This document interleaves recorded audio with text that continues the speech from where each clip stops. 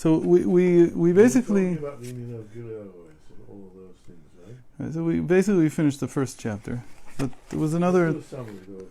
Yeah, so let's read it again quickly, and then to understand the issue of Tchias HaMesim, it says in the Mishnah, Kol Yisrael Shem Chelek L'Olam Haba, all of Israel have a portion in the world to come, and it's known that when it says the world to come in this Mishnah, it means the world of the resurrection, as it says also in the continuation of the Mishnah, where it enumerates those who don't have a portion in the world to come.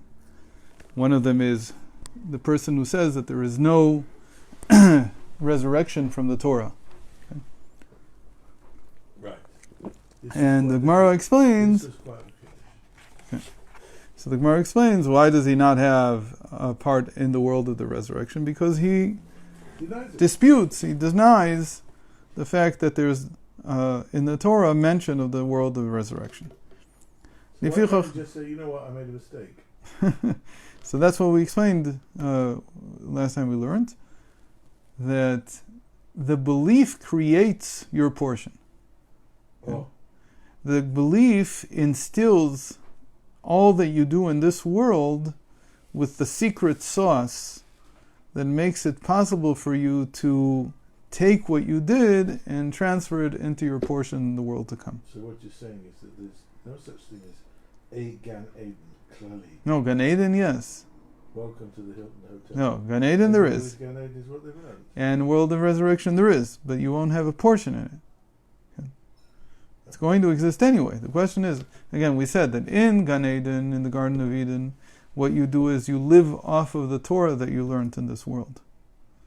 And partially you live off the mitzvos. But the commandments that you did in this world, they are what you use, or what becomes your portion in the world to come, in the world of the resurrection. Okay, you said mitzvahs and you said commandments. So that's the same thing? Okay, so it's always the same thing. The external aspect of the mitzvah is what you use in the world to come. The very fact that you did a mitzvah. The inner aspect of the mitzvah is what you use in Gan Eden. Okay? We've talked many times about this, that the difference between Torah and mitzvos. Yeah, we're going to do a mitzvah if you know the Torah. Not exactly true. You could also do it because social pressure. Your father told you to. Okay, and your father told you to. But social pressure is not a good example, because that means you're not doing it, you're not Why? participating. You're doing. It's just a social thing for you. It's okay. No, but people who are taking their mitzvahs seriously. So that's already the inner aspect of the mitzvah. Understand what it is. So the inner aspect of the mitzvah is what you take with you to Gan Eden, to the world, to the Garden of Eden. Mm-hmm. The actual act is what you take with you to the world of the resurrection. So what's greater, the Torah or the act? That's always the question. One is the inner aspect of things, and one is the external aspect of things. Okay? So now he says that it's not enough to just do a mitzvah. It's not quite enough. You also have to have faith that the world of the resurrection is from the Torah, that its existence is told about, or dictated even if you want, in the Torah. So there's no such thing as doing a mitzvah and saying, well, I don't really believe in it, but just in case, Hashem is true and everything, so I'll do it anyway, insurance policy. There's no insurance policy. There is something like that. We'll see as he goes on. He'll explain that even if you did mitzvahs because you were just afraid that something maybe it's true or not true, you get something for it.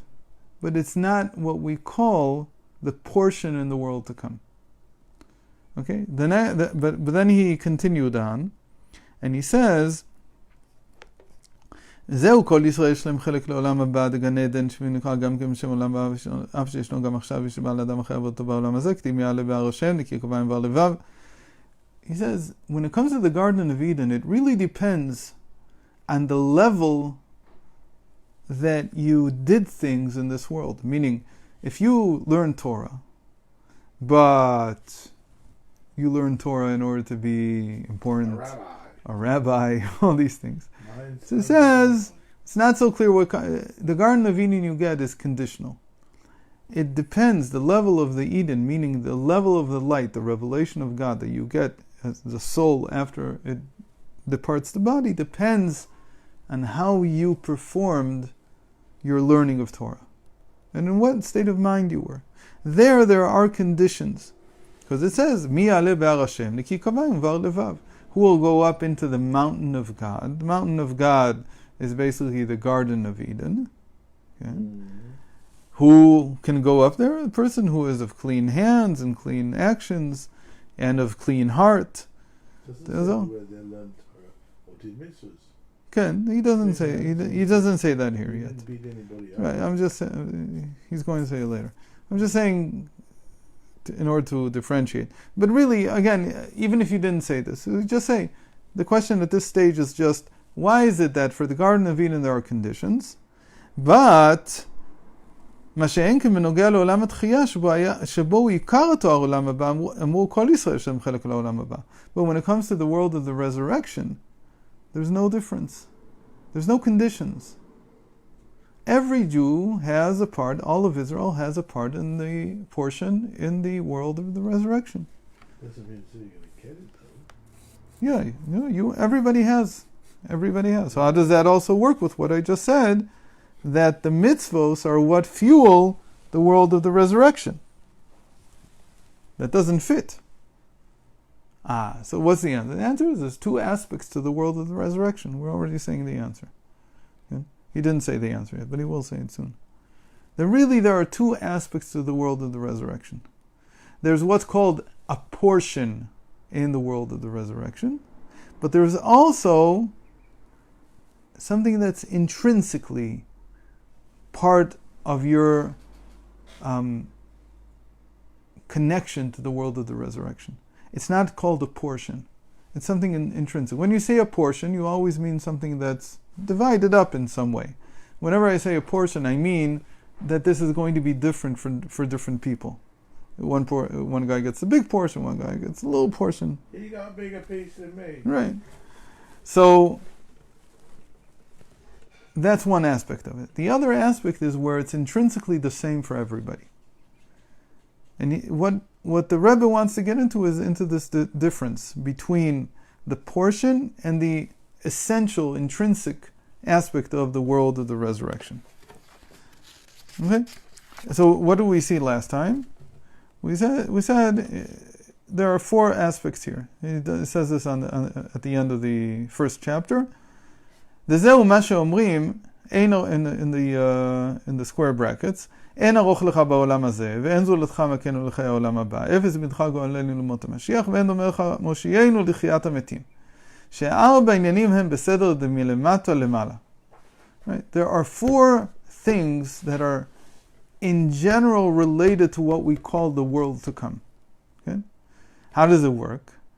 הגילוי דעולם הבא, the first one is Gan Eden. And it's greater than what we have in this world. So this world is the lowest level. The Garden of Eden, which is where the soul goes after it departs the body, that's the second level.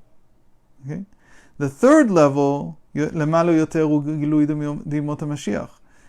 again in this world, but at an elevated state, and it's called the times of Mashiach. Right? I was thinking about this over Yontiv, that it's interesting that we have the Times of London, and we have the New York Times, and we probably have the other Times, London, LA Times. Why is there no Times of Mashiach? How come nobody ever put out a newspaper called Times of Mashiach? No, I said Times of Mashiach. That's Yemot HaMashiach. Beis Mashiach is one thing. Yemot HaMashiach is something entirely different. It can be made into an actual newspaper. Good. No, I don't want them to change it. I should probably make a new one. That's very easy to make today.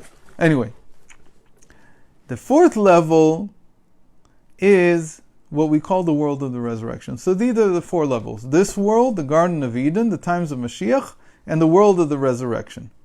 Are they consecutive? Are they consecutive? No. No. Consecutive. No, they're not. They're not chronologically consecutive. So you can start off at the third level?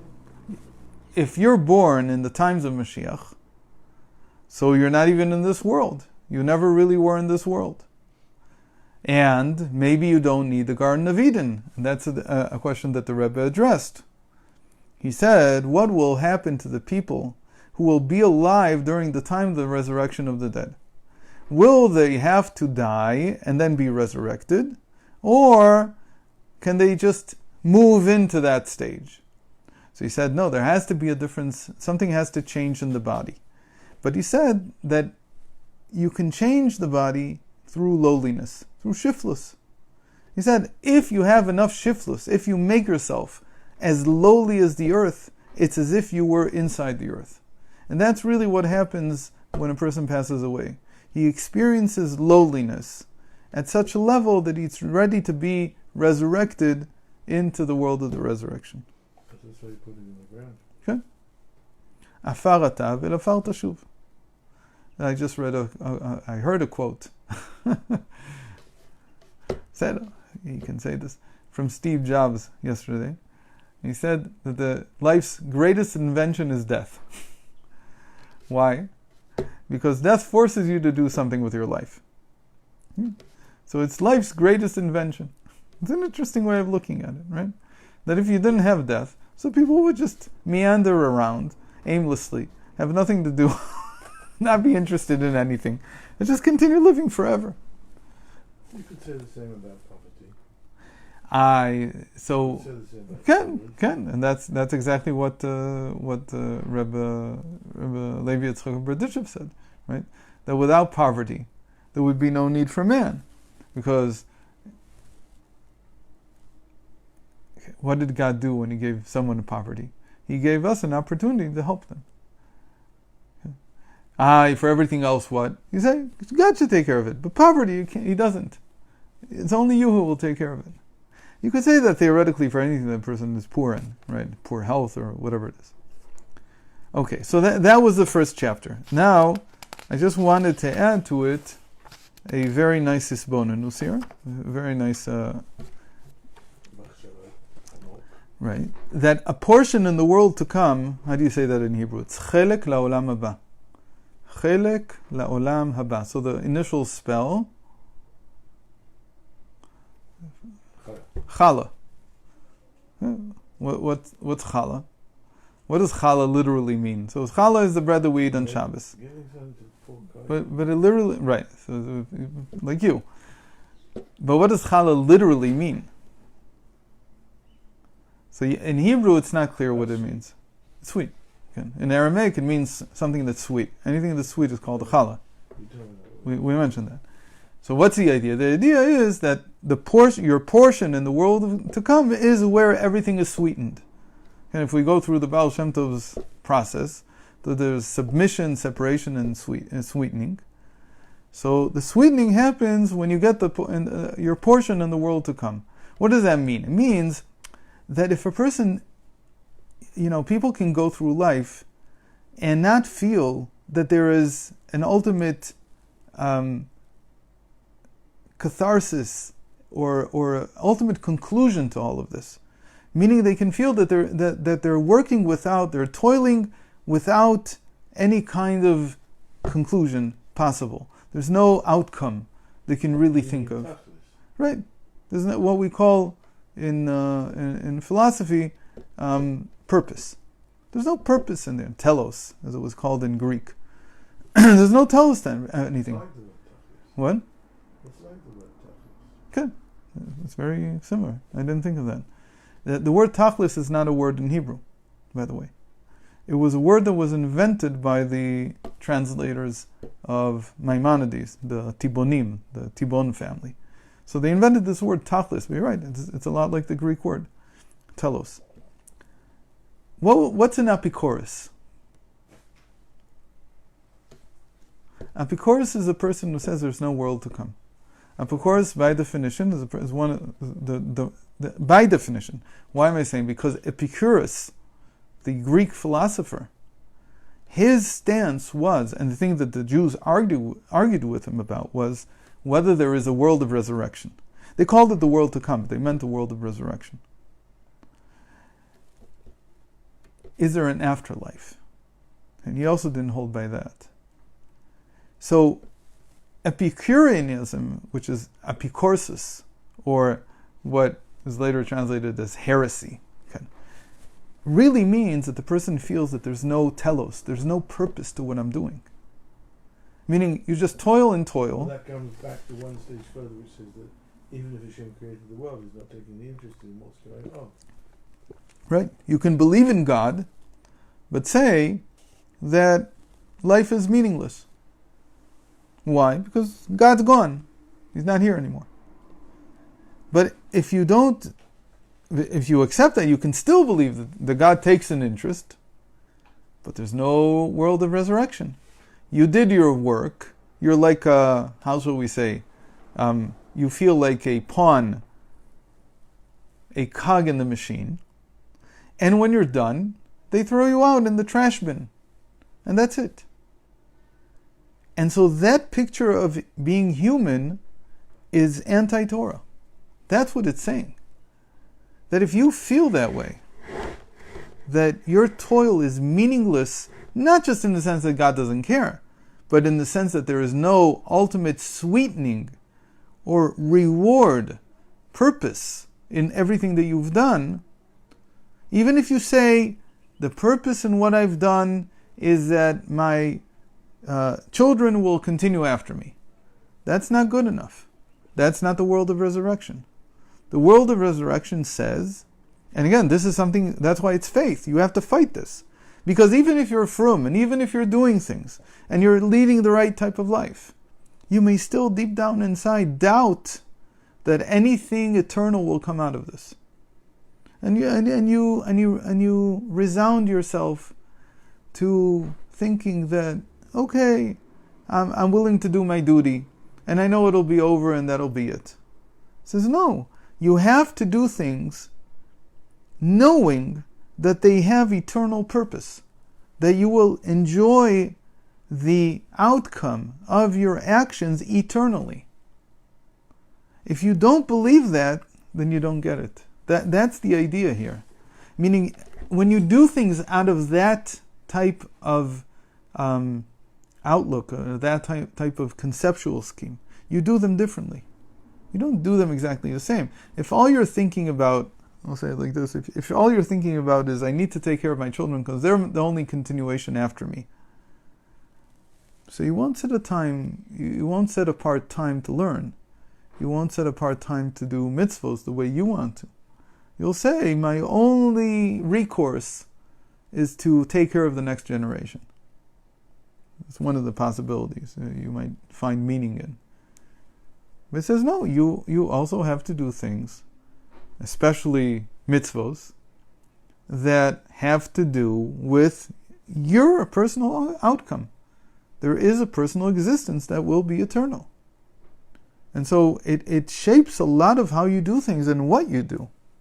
It's not, that's what he's trying to say here, that it's not some kind of motivational, just, a thought. There is a world to come. No, the fact that there is a world of resurrection means that I need to invest in what creates the world of resurrection, as I'll explain later. Reb Nachman says this in a very interesting Torah. In the beginning, I think it's Yud Gimel. I don't remember where it is. He says, it's Nun Dalid. Sorry, it's not. I was thinking of something else. In Torah Nun Dalid, he says that a person should always wake up thinking of the world to come. He says you have to guard the memory of the world to come. And when you wake up in the morning, that's the first thing you need to think of. And how is he like the servant who serves his master? Not to get no reward, but to simply faithfully serve. Exactly. Who says that? The Rambam. The Rambam says, or at least he doesn't say it, because he says you have to believe in the world to come, and it's just a reward. So the Rambam really belittles it. We talked about this. The Rambam really makes the world of resurrection into something temporary. It's transient. It'll last for 70, 80 years and it'll be over. Because by Maimonides, by the Rambam, to work for the reward is considered a belittling, a demeaning of the work that you're doing. Because you should not be working for the reward. you should be working for the truth, for the fact that you should be serving God. And so because of that, he makes the world of the resurrection into something that's transient, that ends. And then what happens? You go back to being a soul. The soul doesn't enjoy the toils of the mitzvos. The soul is only constantly trying to perceive godliness. So the soul is continuing to, as it were, learn Torah. So there's a continuing effort. And that for him is the eternity. The eternity is the soul without a body, not the soul in the body. But according to Kabbalah, this is, you can look at it as a dispute, and you can look at it as having a better argument. Meaning that up to Maimonides, the only thing that could be said was that, what can we do? The world of resurrection can't be eternal. Why can it not be eternal? Because that would mean that the reward is more important than the action. And there's no good answer for that. Okay? Until Chassidus came along. Really, until Kabbalah came along. And the Mekubalim, they said the opposite of the Rambam. Said, no, it's not true. The eternity is the soul inside the body in the world of resurrection. The Rambam would ask him, so what do you do about the fact that we all know that if you're working for the reward, your work becomes less meaningful. You invest less in it. Okay? You're like a child who has to go to school, because otherwise you get punished or you won't get your ice cream at the end of the day. And that's not working for the truth. That's not working at the highest level. So how do you answer that, says Maimonides? So we have an answer. Because it's not lessening the value of the work, it's actually increasing it. It's actually fashioning the way that we do our work. It's not that it becomes that our objective is really the world to come and that's where it ends. No, when your objective is the sweetening that comes through the world of resurrection, it affects the quality of everything that you're doing, not for the worse, like the Rambam wants to say, but actually for the better. And for that you need psychology, and Rambam doesn't get into that. So you could say that it's a dispute between Kabbalah and Chassidus and the Rambam, or you could say that Kabbalah and Chassidus found a better answer, okay, than the Rambam. So what the Rambam is talking about, that was what he knew. Why psychology? Because without psychology you can't understand why toiling with the express purpose of having faith in the world of resurrection, that there is an end to everything that I'm doing, you can't understand why it's better. There's no understanding to it, because the Rambam would be right, which is just behavioral. Rambam's explanation is what we call behavioral, meaning if you're doing something to receive the reward, like if I go to work just to get a paycheck at the end of the month, I'll do one level of work. But if I go to work knowing that whatever I create will be eternal and I will live with it eternally, I work at a much higher level. That's not behavioral anymore. That's understanding psychology. Okay. So that's what Reb Nachman means, and that's really what's going on here. That the moment that you talk about the world of the resurrection and you make it into a requirement, I'd say like a requirement of all the mitzvahs that you do in this world, to believe that whatever I'm creating now will be eternal, that changes the quality of what I'm doing now. It changes the focus. It changes many things. So that's why it's necessary. So that's the first chapter. Do we have time for more? Yeah? Continue? Okay. So let's just read the chapter 2. ונקודת אחד הביאורים בזה הוא, כמבואר בכמה דרושים, שהשכר בגן עדן הוא על עסק התורה. So, to understand these four levels, we went quite deeply into two of them already. But now he's going to take a bird's eye view and go and look back at these four levels. Again, this world, Garden of Eden, the times of Mashiach, and the world of the resurrection. So one of the explanations about this, why is it that the world of the resurrection has no conditions, while the Garden of Eden has conditions. Hu kamvual b'kama drushim is because it's explained in a few essays of Chassidus, she'asachar began Eden hu al esek haTorah, that the reward of the Garden of Eden comes as payment for one's learning of Torah. V'asachar b'tchiyat hametim hu al kiyum hamitzvot. But the reward of the world of the resurrection is reward for one's performance of commandments. V'zeu shegan Eden hu olam haneshamot, neshamot belo gufim. And that's why the Garden of Eden is souls devoid of bodies, without bodies. Uve'olam hatchiyah yu neshamot begufim. But in the world of the resurrection, it's by necessity souls within bodies. Why? Because the soul without a body can continue to learn Torah, because it's an intellectual, spiritual pursuit. You don't need a body for it. Okay? While doing a mitzvah, no. Why that's if you believe that you think with your brain. Okay? I'm not saying that you don't.